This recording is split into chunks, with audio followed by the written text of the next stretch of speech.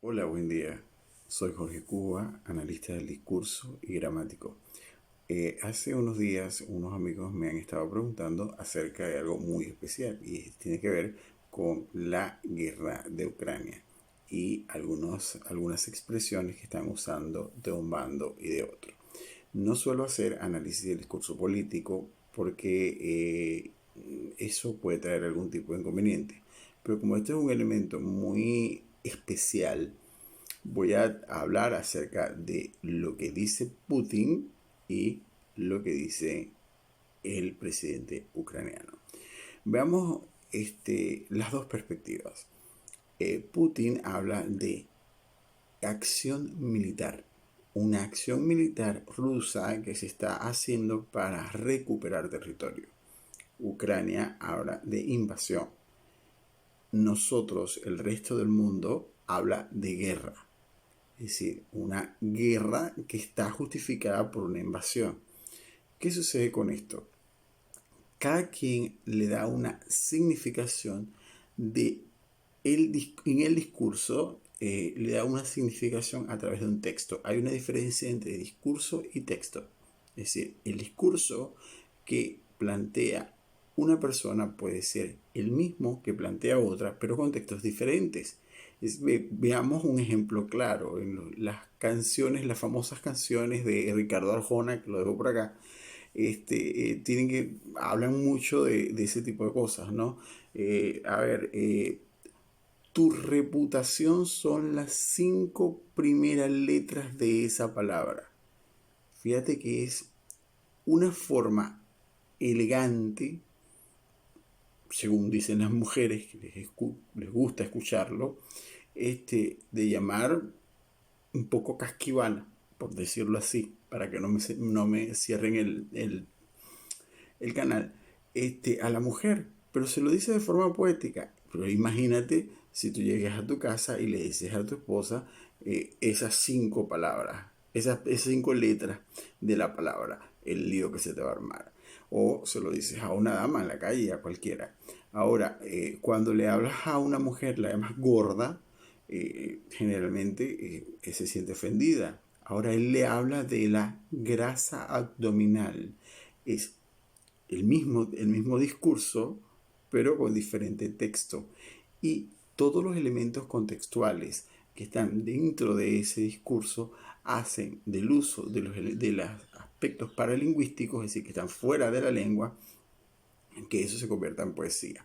Pero volvamos al caso de la guerra de Ucrania y una situación que es muy común en los procesos de resemantización de dictadores, de personas que pro-guerra, de invasores y sobre todo, no olvidemos este detalle, de los agentes secretos, de los espías. Recuerden que Putin es experto era experto de la KGB en espionaje. Por lo tanto, manejó los elementos de análisis del discurso para poder hacer uso de la lectura de textos lingüísticos y paralingüísticos dentro de su accionar.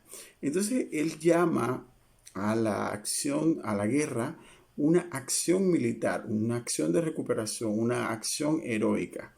En el resto del mundo hemos escuchado muchos ejemplos como este, en los cuales la resemantización hace que se reescriba la historia y se termina logrando reescribirla realmente.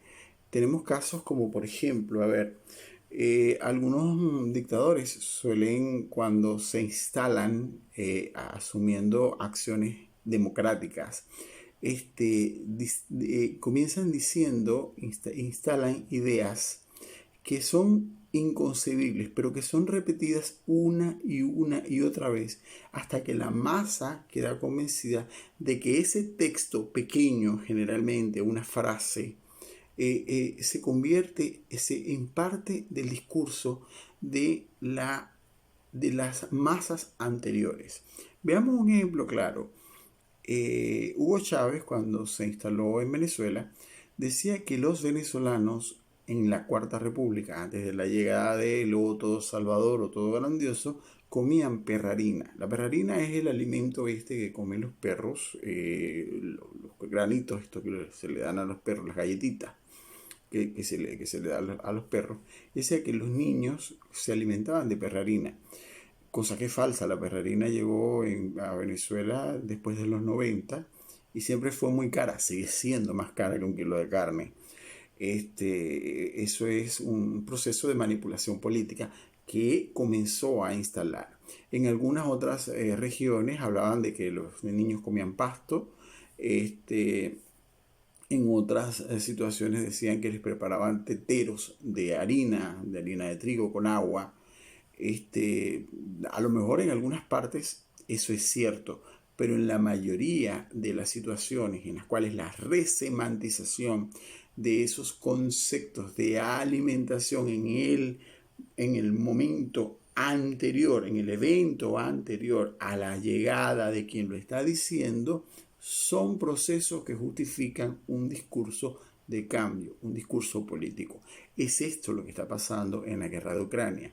Es decir, Putin está tratando de que en Rusia se instale la idea entre la comunidad que él está haciendo una gesta heroica, cosa que aparentemente no está siendo del todo lograda. Ya hemos visto, por ejemplo, casos de una periodista que intervino dentro de un estudio de televisión oponiéndose a la guerra, y hemos visto cómo han tenido que encarcelar muchísima gente dentro del el país ruso, dentro de Rusia, para callarlas en contra de por protestar en contra de la guerra.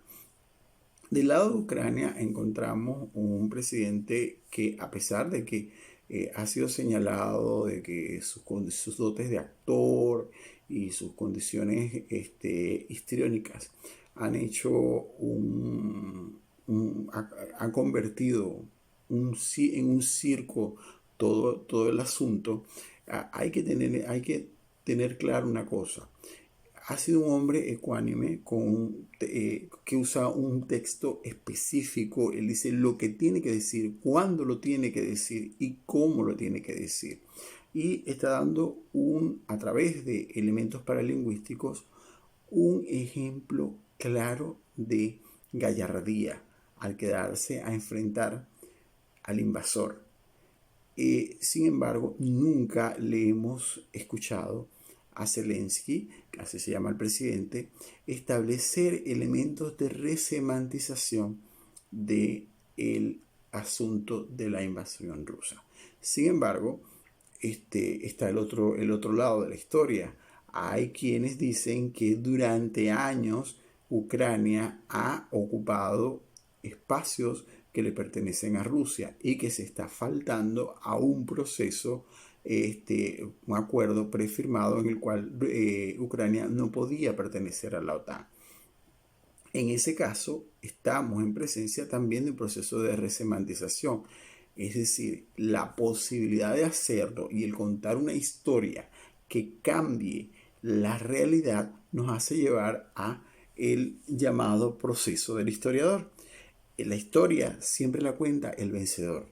Nosotros pocas veces conocemos la versión del vencido.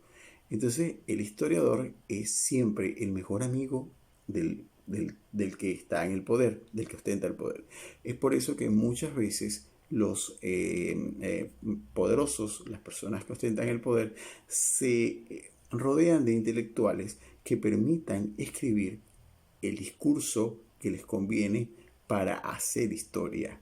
Es decir, muchos de nuestros héroes son producto de no solo de actividades y aventuras y gestas que sí se llevaron a cabo, sino que también son producto de la necesidad de establecer un discurso épico que permita en el mundo una aceptación. Así se construyen los héroes, pero también así se construyen los monstruos. ¿Por qué? Porque el discurso es definitivamente el que marca el advenimiento de la aceptación de la historia desde un punto de vista o de otro. Para esto y para muchas otras cosas sirve el análisis del discurso. Si tienes dudas sobre esto o cualquier otro elemento que tenga que ver con el análisis del discurso o la gramática, aquí estamos para ayudarte. Por los momentos te invito a que me sigas, a que le des clic a la campanita y comentes lo que tú quieras. Además, te recuerdo que mi libro Gramática para Maestros, donde encontrarás algunos elementos relacionados con esto, está disponible en Amazon y Hotmart. Feliz día. Chao.